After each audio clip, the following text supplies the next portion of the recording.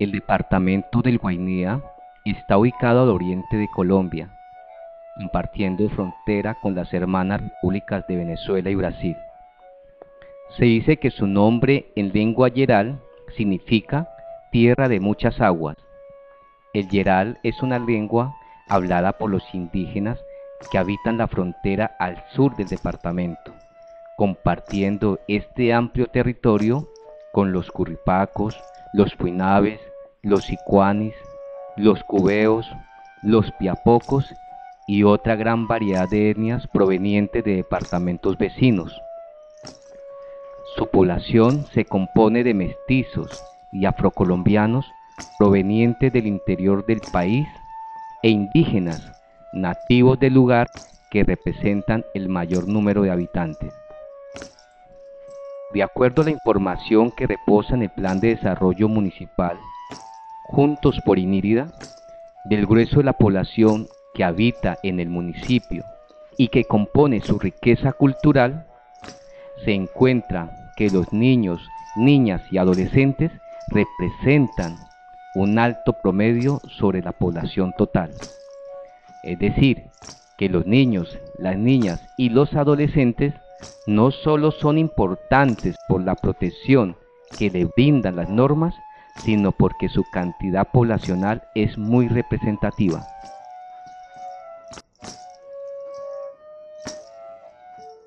Ahora veamos cuáles son esos derechos que se protegen desde el marco jurídico internacional y constitucional, y cuál es su situación actual, de acuerdo a las opiniones de los niños, niñas y adolescentes del semillero de comunicaciones, teniendo en cuenta su propia experiencia.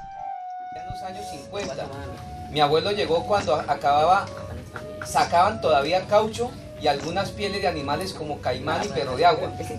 Dice mi abuelo, que tiene 90 años, que a él le tocó venir por acá porque en su pueblo había ya una guerra entre la gente de los partidos políticos. Vengo de la comunidad de Carpintero que queda en el Guaviare. ¿Por qué se vino de allá? Por motivos de salud, porque yo estaba enferma, entonces allá no había buena salud y me trajeron para acá para que me mejorara y para que no me pasara algo. De las normas internacionales y de los derechos que se protegen tenemos, entre otros, el derecho a la vida. Muchas veces no se cumple.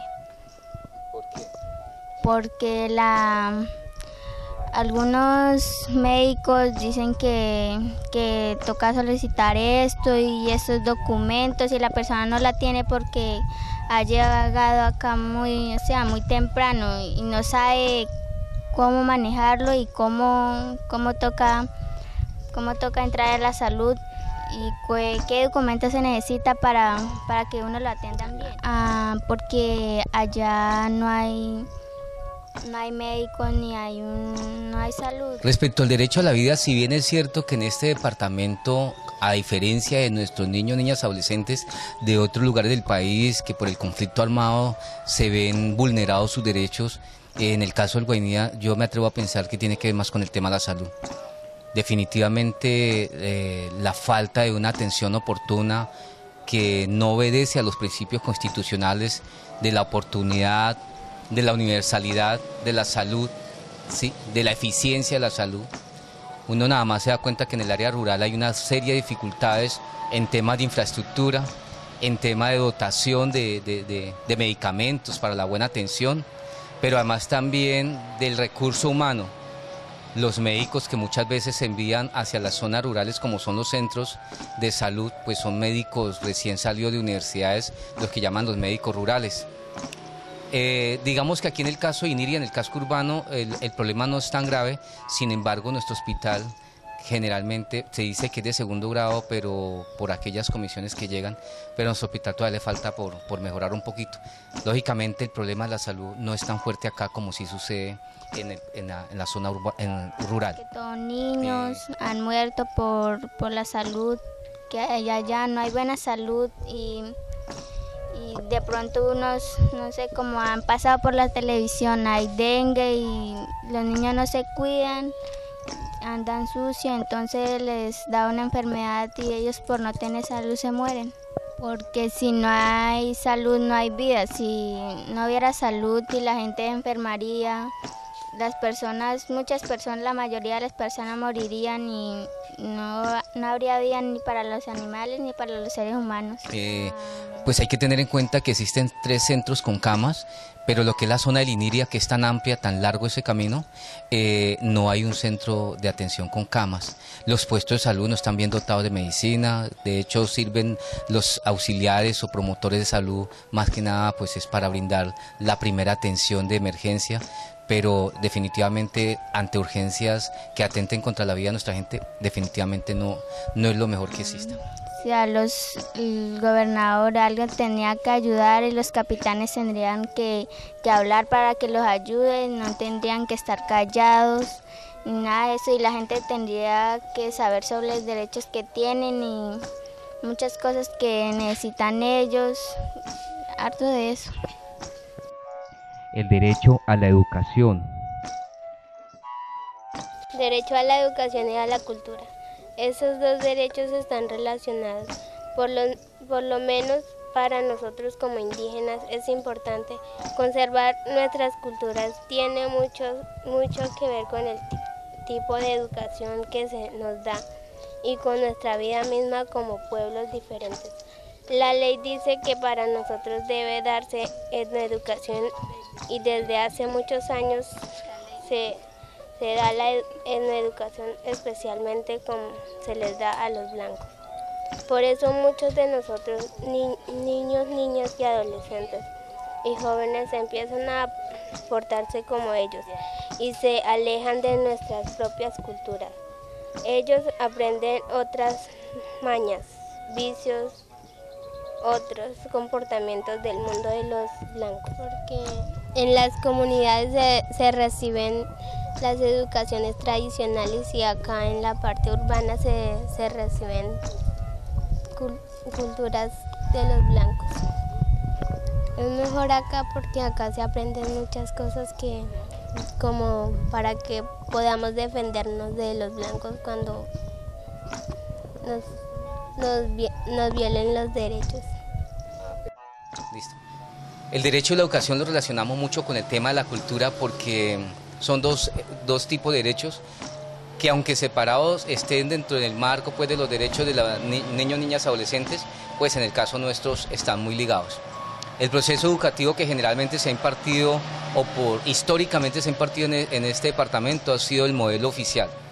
Sin embargo, ya se han hecho unos grandes esfuerzos a raíz pues, de la misma Constitución del 91, el reconocimiento de la diversidad étnica y cultural, que conlleva a que con la ley 115 se establezca entonces la educación como uno de los derechos de los pueblos indígenas en el proceso de educación que respeta la diferencia. Sin embargo, en el Guainía no se ha implementado del todo.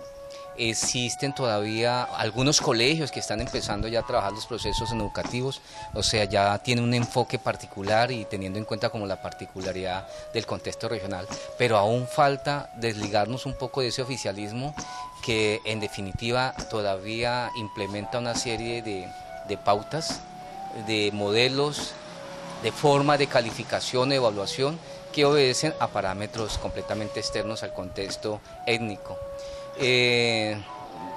La parte cultural digo que está relacionado porque ese proceso educativo o afianza o aísla al niño, niña, adolescente de sus patrones culturales. El derecho a la libertad de expresión y a la participación.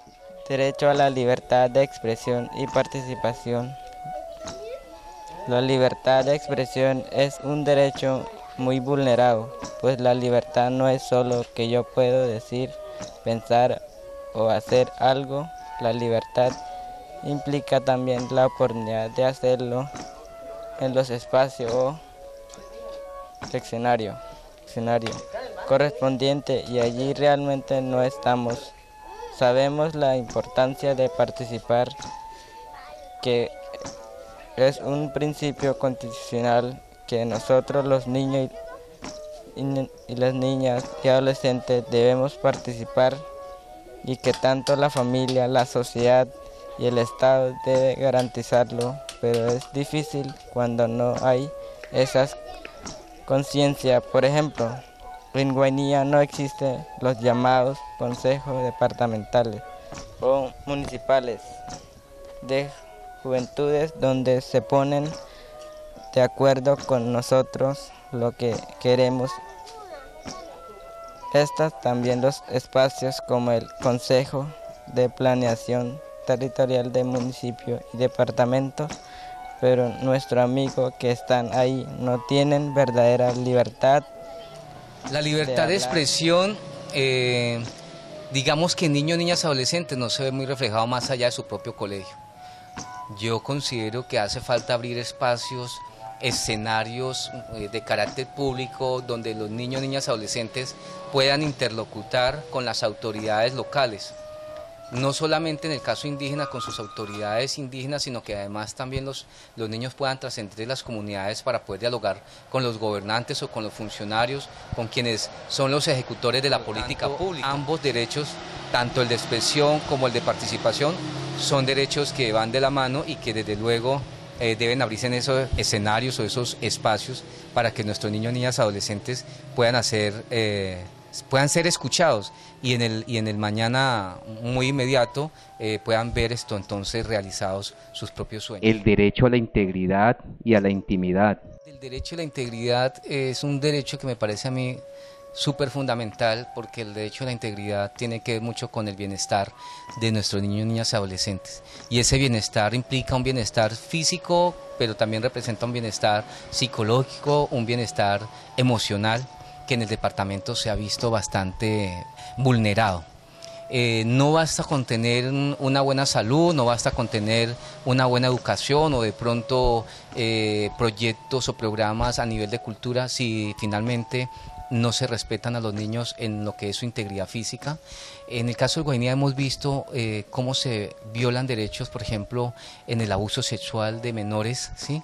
En el comercio sexual, como hoy mismo se conoce el fenómeno de las niñas prepago, que son niñas de colegios, niñas de aquí de la comunidad, que además las poblaciones vulnerables son las que más están al alcance de este fenómeno, y hablamos de poblaciones vulnerables como población indígena, como población desplazada y como población de condiciones económicas bajas. El derecho a tener una familia. Estamos acá reunidos en la comunidad indígena Platanillal con Laura, una niña indígena que nos acompañó durante todo el proceso. Ella pertenece a la etnia indígena Sicuani, ¿sí? Entonces queremos saber de qué derecho nos quiere hablar Laura. Derecho a tener una familia. Bueno, ¿y qué es lo más importante de este derecho? ¿Qué es lo que más le gusta? A mí me gusta un derecho a tener una familia, por ejemplo, tener papá y mamá, y que el papá nos dé todo lo que necesitemos y todos, que nos dé amor, afecto, cariño. Porque, bueno, importante tener el papá y la mamá para que yo nos dé consejos y nos dé para que nos lleve a un camino derecho y no tiene que hacer cualquier mal. Y que nos enseñe a no robar y a no pelear ni problemas. Y ser respetuosos, que nos enseñe a ser respetuosos. El derecho a la alimentación, al cuidado y al amor. Derecho a la alimentación. Los derechos de los indígenas ya están un poquito menos alejados, porque los derechos de la cultura es comer mañoco y casabe y pescado y todo eso, lo que se comen los indígenas. En cambio, hoy en día los indígenas comen comidas de los blancos. Allá de donde vengo yo, mi familia me alimentaba de mi comida tradicional. ¿Qué comía? Y allá comía mañoco, casabe, yucuta, ajicero, todo eso es lo que se comen los indígenas. Y cuando estudiaba allá, ¿qué comía? Cuando yo estudiaba